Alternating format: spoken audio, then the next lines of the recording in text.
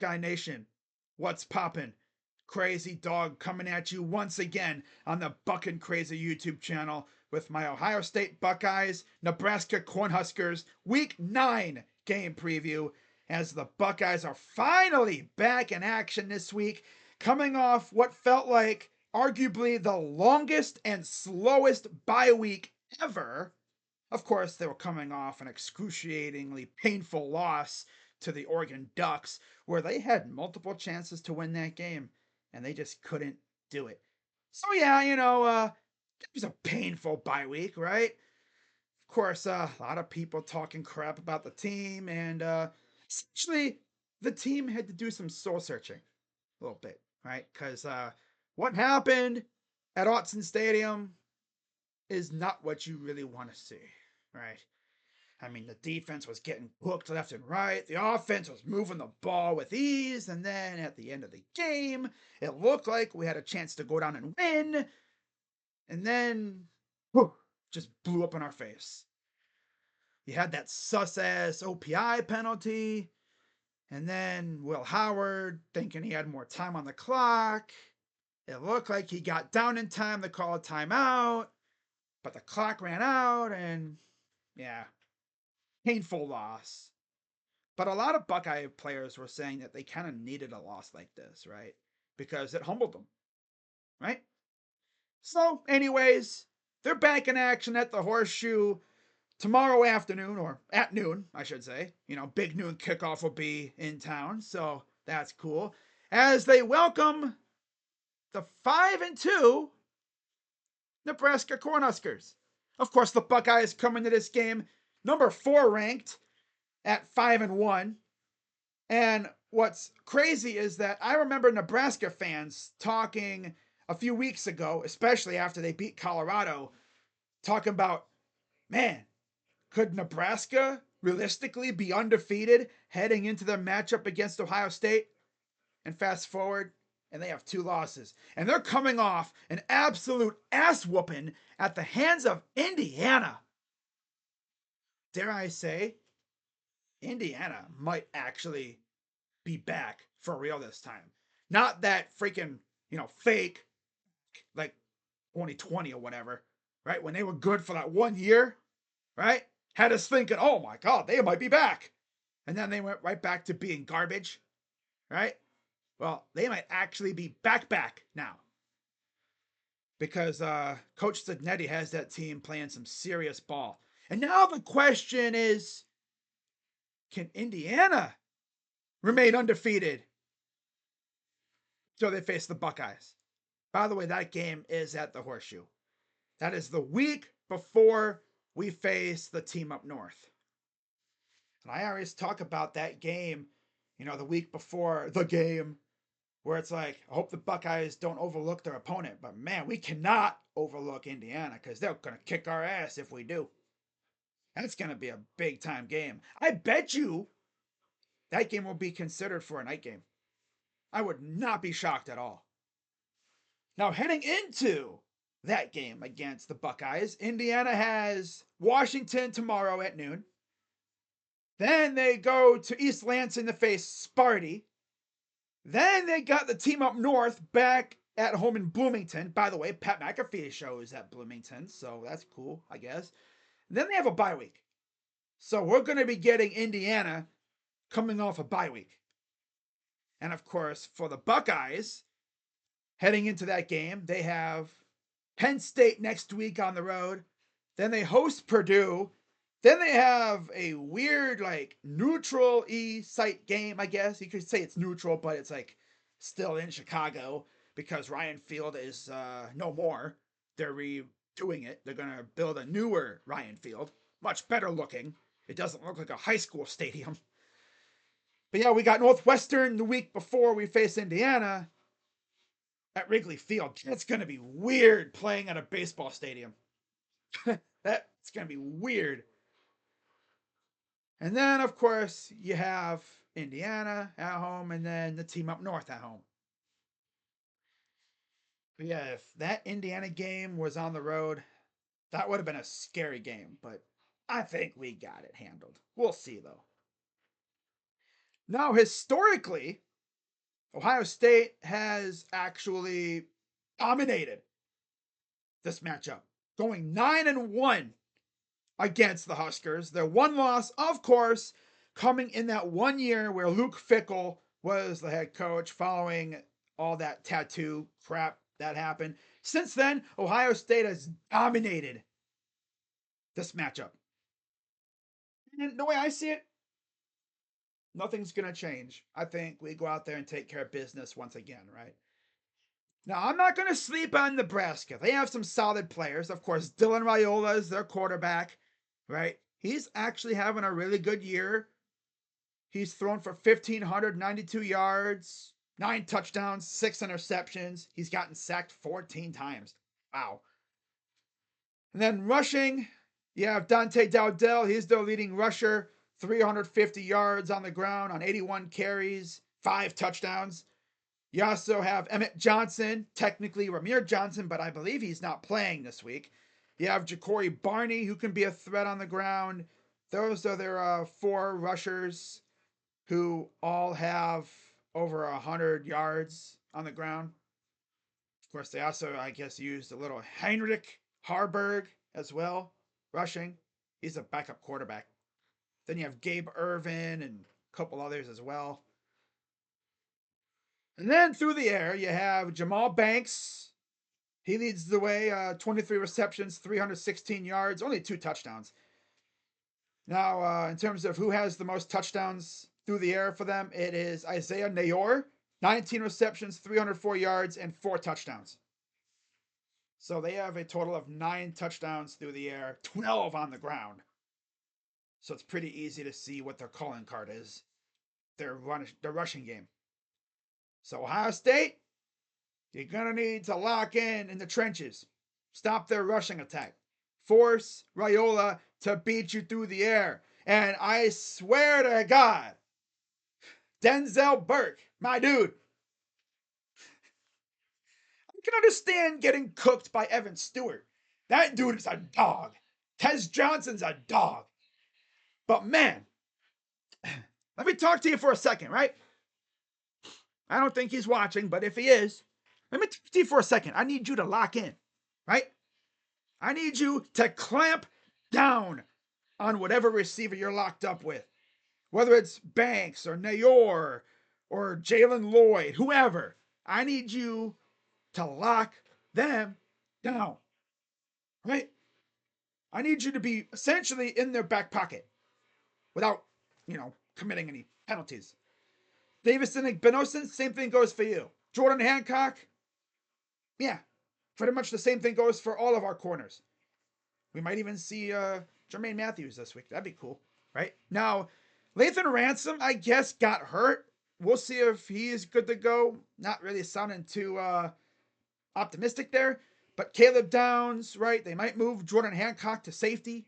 That'll be interesting, which means we would probably see Jermaine Matthews at corner, which would be nice. I know Buckeye fans were calling for Matthews against Oregon. They wanted to see him, and they wanted to see Burke get benched. Honestly, it was tragic seeing Burke out there just getting torched left and right. My God. Of course, Evan Stewart has that SEC level speed, man. That dude's a straight up dog. For real. Now, what's really funny is I was looking at the kicking situation, right? So Nebraska's had 2 kickers. In terms of like extra points, they were combined 23 for 23 with extra points. Ohio State, Jaden Fielding, 33 of 33 extra points. So Jaden has kicked and made as many extra points himself as both Nebraska kickers have combined. What's even crazier is through what? Damn flies flying around in here. I swear to God. They buzz right by your ear, man. Freaking trolls, man. But yeah, Jaden Fielding has 3 field goals the entire season, too. And they're all from 30 yards plus. 1 of 1 from between the 30 to 39, and 2 of 2 from 40 and beyond, pretty much. Now, he hasn't attempted one from 50 plus yet. I say yet because you never know with him. He might have to, given the situation, but man, it just tells you that we do not usually kick a lot of field goals because we score a lot of touchdowns. Yeah. Oh, defensively, you look at Nebraska, some nice players, right? Their leading sack getter is tied between James Williams and Ty Robinson. And in terms of how they do on interceptions, well, they have a total of 8 interceptions this year, led by Malcolm Hartzog Jr., who has 3. Now, on the flip side, for Ohio State, I know people have been criticizing our defensive front. Our leading sack getter is JT Tuimoloau with 3. Jack Sawyer has 2.5. Mitchell Melton has 2. And then Tyleek Williams, Ty Hamilton, CJ Hicks, Sonny Styles, Jermaine Matthews, Caden Curry, Cody Simon, Kenyatta Jackson, and Caleb Downs all have at least half a sack or more. 17 sacks from Buckeye defenders this year. And in terms of interceptions, well, we only have 4. 2 from Denzel Burke, Gabe Powers, and then Davison, of course, have an interception apiece. And of course, I believe we do have 1 fumble recovered touchdown. And then we have the 1 pick 6 from Gabe Powers. So we have scored a couple fumble recoveries and stuff. We have a couple defensive touchdowns, which is always nice. When the defense goes out there and scores, helps us out, right? Really takes the load off the offense. It'd be cool if the special teams could score a touchdown, right? Kick return touchdown, punt return touchdown. We haven't had that in a long time. In fact, if I remember correctly, before the season, I'm pretty sure I remember someone, maybe that was for the Browns. I don't even remember, but yeah, someone said, like, oh yeah, we're going to have a kick return touchdown. I think it was the Buckeyes who said it. They're going to have a kick or punt return touchdown this year. Well, I think their best chance to have that was in the non-con games, but yeah, it is what it is. Not going to get too hard on it. Just checking my phone to make sure I didn't miss anything. God forbid I missed something. All right, so as we get into this matchup, let's talk about what happened last week with Nebraska. All right. So of course they got their ass whooped by Indiana 56-7. It was 28-7 at halftime, and then IU just put it away with 28 points in the second half. Raiola, 28-44, 234 yards, 3 interceptions, no touchdowns. Their 1 touchdown came on the ground from Ja'Cory Barney, who had 1 carry for 7 yards. They ran in total 29 times for 70 yards, did Nebraska. Through the air, 28 receptions, 234 yards for Nebraska. Their leading receiver was Thomas Fidone, I think it is, or Fidone, the second. 6 receptions, 91 yards. On the flip side, absolutely cooked. Curtis Rourke, 17 of 21, 189 yards, 1 touchdown, 1 pick. He left the game with a thumb injury, I think it was. Taven Jackson came in, went 7 of 8 for 91 yards, 2 tutties. In total, 24 for 30, 280 yards, 3 tutties, 1 interception. On the ground, this is the big one, considering who we got running the ball for us. 33 carries, 215 yards, 5 total touchdowns on the ground for Indiana, led by Justice Ellison, who had 9 carries, 105 yards, and 2 tutties. They let Indiana run for over 200 yards as a unit. Imagine what Quinshawn and Travion could do to Nebraska. Oh my God. If Nebraska's defense does what they did against Indiana against us, we might have both running backs go for over 100 yards rushing. Legit. Not even kidding. And then through the air, Indiana, 24 receptions, 280 yards, 3 touchdowns. Elijah Surratt, 3 receptions, 65 yards, and a touchdown. Led the way. Again, Nebraska got cooked on the ground and through the air against Indiana. Indiana! Imagine what Ohio State is going to do to these guys. Because, yeah, Indiana is a solid team, but look at who you got to deal with at Ohio State. Jeremiah Smith, arguably the best freshman receiver in the nation. The only one who can really say anything else is Ryan Williams at Alabama. Emeka Egbuka, Carnell Tate, Brandon Ennis, even G. Scott, right? Bennett Christian, maybe some Bryson Rogers. That'd be cool to see him get active soon, you know?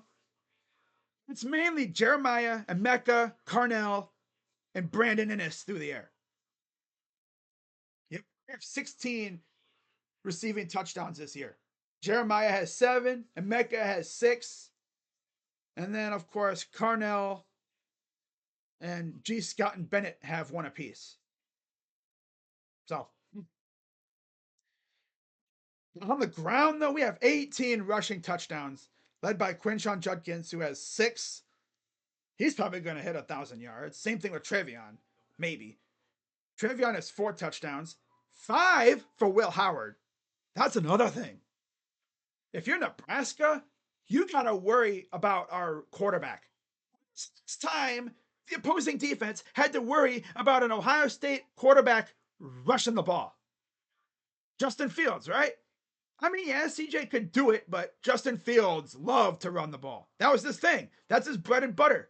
I think, in fact, Justin Fields' first touchdown at Ohio State was a rushing touchdown. So yeah, how about that, huh?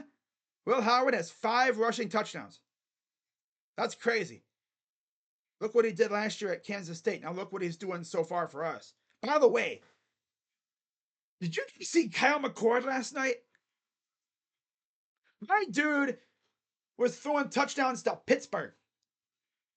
He gave them, what, 21 points through pick sixes? People were saying, oh, yeah, it's a lateral move going from Kyle to Will.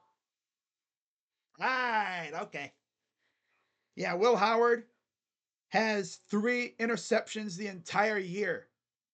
Kyle threw 5, but 3 pick sixes. And believe it or not, Will has only been sacked 3 times.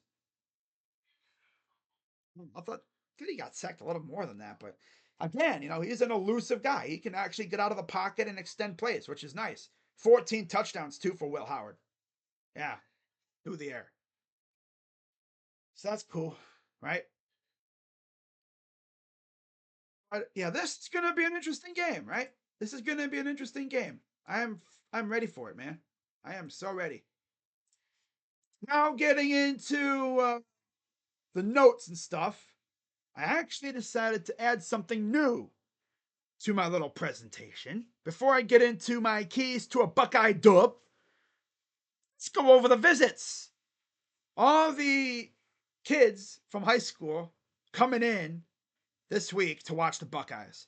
As you see, there's a good mix of, current Ohio State commits and kids who are actually committed to other places coming in. Anthony Turbo Rogers, currently an Alabama commit, 2025 running back, and 2025 offensive lineman Damola Ajidayan, who is a Georgia Tech commit. They're coming to town. And it sounds like the Buckeyes are really trying to flip Damola. And I think they have a chance to flip Anthony Rogers, too. It's going to be fun. But, of course, you have Tavian St. Clair, Carter Lowe, Jake Cook, Zahir Mathis, Jakeem Stewart, recently reclassified to the class of 2025. He immediately jumps up. I believe he's like the number 1 or number 2 overall prospect in the class of 2025. And he'll be coming on an unofficial visit tomorrow, and then he'll be back for the game for an official visit. So he'll be seeing us twice. As of right now, he might be back again. Who knows? Right? But yeah, quite a few current Ohio State commits, and then you look at the class of 2026, and then a couple of 2027s as well, including a quarterback and Trey Taylor. No, it's not quarterback for 2026. I do know that we are still in the Jared Curtis running, but we have Julian Sayin. We have Tavian St. Clair coming in. Are we really even going to go after a quarterback in the class of 2026? If we do, it's going to be a developmental guy. They're not going to be serious runner, contenders in the class of 2026 at the quarterback position because of what we already have. So, just get good weapons around him and let him cook. All right, so getting into my keys to a Buckeye dub for this week. Number one, don't get beat deep like we did against Oregon, right? Keep their receivers in front of you. I've learned my lesson about getting so mad about us playing zone. I see why they do it. They don't get beat deep. Number two, force them to be one-dimensional, right? You take away their rushing attack, force Dylan Raiola to have to try to beat you deep against our secondary, and let our pass rushers eat. Oh yeah, we're gonna make a mess in that backfield for sure. There's gonna be corn flying everywhere. And then number three, enforce your will in the trenches on both sides. You own the trenches, you win the game. Because if they can't touch Will Howard, our running game gets going, it's a wrap. We already know that. And then getting into my players to watch on offense, I'm going Jeremiah Smith. He should cook in this game. I know the Huskers do have a decent secondary. They have good players. But Jeremiah Smith is a whole nother animal, right? I know they face like Travis Hunter. Yeah, Travis Hunter's elite, but Jeremiah, he's up there. He is a force to be reckoned with. This dude, doesn't matter who you are, he'll sun you if you let him. For real. He's going to be a massive challenge. Then on defense, I'm going secondary because of what happened against Oregon. You cannot let it happen again. Simple as that. Then my prediction, I do think Nebraska will keep it close for a little bit, but as usual, Ohio State pulls away and makes it not even a game anymore. Buckeyes win 45-14. We might see the backups at some point in this game, and that's where the Huskers get their second touchdown. I think they do score early in the game. They might even take the lead, score first or something, and then they go down and we shut them down until the backups come in, and it'd be like 45-7 or something, and then that's it. So that's all I got. Video going over 20 minutes, and we'll see what happens. I'll be live on the main channel, Crazy Dog Sports, for this game tomorrow. And let's get back on track heading into the home stretch of the 2024 season. And of course, if anything fun happens in recruiting, I'll have a video or live stream for it as we're getting close to National Signing Day. That's going to be fun. So with that being said, as always, I'm Crazy Dog coming at you on the Buckin' Crazy YouTube channel. Let's go, Bucks. OH, I'm out. Bye-bye.